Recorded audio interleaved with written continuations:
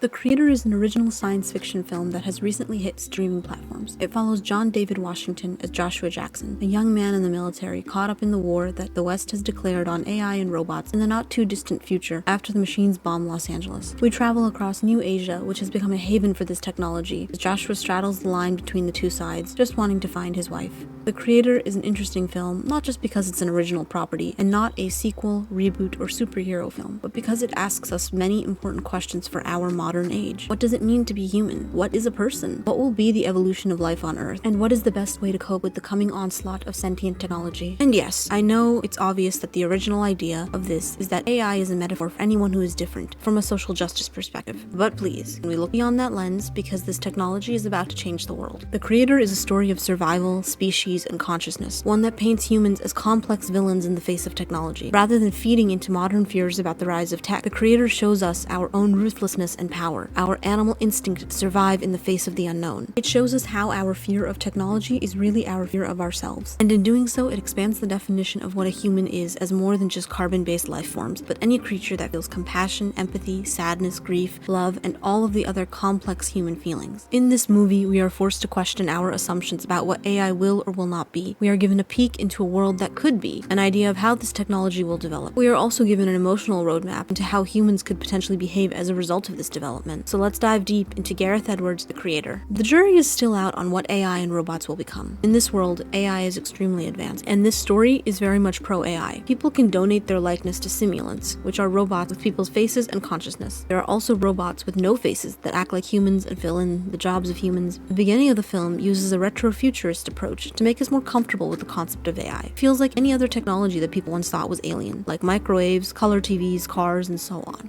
We see a world where AI is normalized, just another facet of life. Rather than being couched in the fear and uncertainty of modern times, it's wrapped in the 50s and 60s aesthetic of smiling faces on black and white television, hopeful and excited for the future. We're not given much information about this technology, or even the rules around it, because we learned that in its burgeoning stages, it destroyed LA. And this is where we meet the main character, Joshua.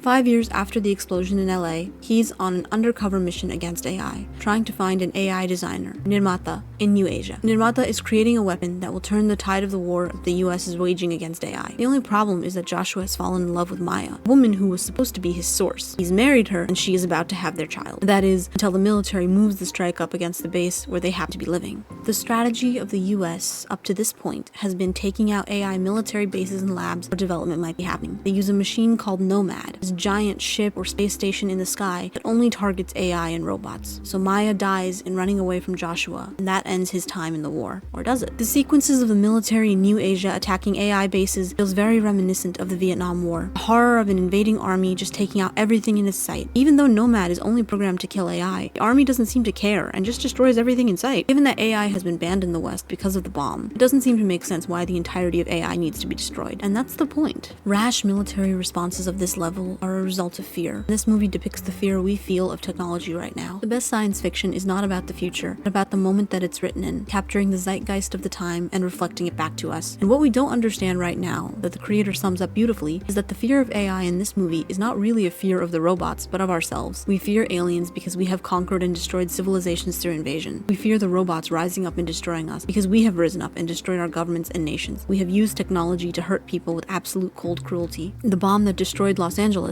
as we later discover, was dropped because of human coding error, not AI calculation. We destroyed ourselves, and so now, in this world, we have come to fear the AI we created for what it can do as our creation. Because what other need is there to destroy all AI? AI will likely be a mirror of us, and that's what scares people. We have a choice to only put the good things into it, but given how difficult the world is right now, we don't even know what those are. But our primal feelings, our will to live and survive at all costs, that may not make it into AI. The will to live is an innately animal thing, and it's one that we can't quantify well. Or maybe we can. I'm not an AI programmer. If that is possible, please leave a comment below and give me a new piece of information to haunt my nightmares. The perceived AI attack in this world evokes horrible feelings among the US. Animalistic feelings, anger, hatred, the will to live above all, fear for survival, and more. These are the driving factors in the US war. The world of the Creator shows us our greatest fears come to life, not just the havoc that powerful technology can wreak, but the response from us. The Creator posits that our primal nature, the fears that are the driving factors in the US military, military's war on AI makes us animals and not human. We can be more when we choose love, but the army is choosing blind hate, suspicion, and fear. They don't even seem human. The animal is human, but only one part of it. In the military, it's all that's left. This is not to say that these fears don't come from a noble place of protection, duty, and desires for security and safety, but we don't see that. We only see the madness of war that comes with them. We are animals here, pure and simple. And it's interesting because we wonder who we will be in the world of AI. Today, we all find ourselves wondering, what will the world be like when these tools develop and what they will do? But also, who will we be in the face of them? The creator only shows us as animals, which is not accurate, but this is one world and one depiction. The burgeoning field of AI is making room for more original stories to be told in this department. There is so much more to discuss and understand in movies and TV about this new technology and the social and cultural implications of it. In this world, humans don't care much for anyone or anything else. As we see coming back to our protagonist, Joshua is quite selfish. 5 years after losing Maya, he's back in LA, cleaning up the nuclear debris, and is approached by the military to go back and find Nirmata and the weapon that has now been completed, this time being enticed by recordings of his wife supposedly alive. He ventures back to New Asia and finds the weapon, a young girl named Alpha. The weapon that will end the war. She's not what anyone expected. Alpha can stop all technology, and with time, her powers to do so will only keep growing. She is the tool that will end the war, and she also happens to recognize a picture of Maya. Joshua, desperate to find his wife, runs off with her rather than taking her back to the military to be destroyed. He cares nothing for the war or for anyone involved. Though he struggles with protective feelings towards Alfie, his mission never wavers from anything other than finding his wife. It's funny when the colonel accuses him of being selfish, because truly, she's just fighting the war to avenge her 2 sons who were lost in the fighting, and Joshua's intentions are based in love, not war. The will to live is often a selfish one. Without putting ourselves first, we cannot be alive, especially in the world today. It is a dark fact about humanity, and the characters of this world are driven by it. It is sad, though, how much they're also driven by grief and loss, but not towards healing or love, just vengeance. The human will to survive is rooted in our species. Why do we keep going no matter what? It's a question that most people can't answer. It's not something that we talk about much or understand. It's like a fish trying to understand or perceive water. It's innate in our biology, and we are so wrapped up in it that it can drive us to do terrible things. You know,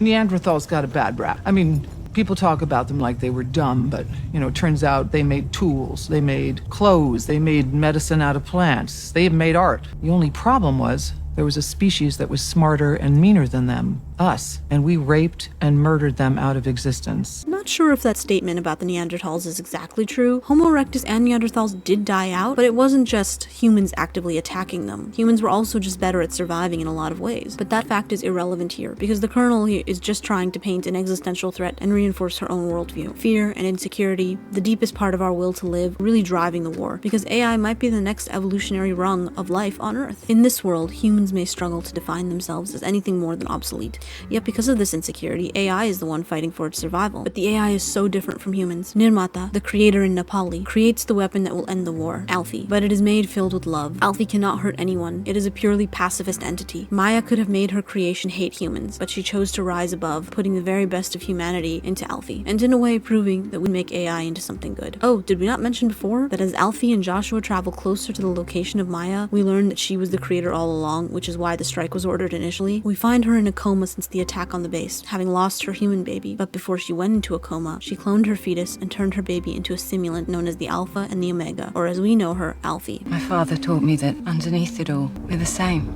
I was in an AI village where they cared for human orphans. No man attacked.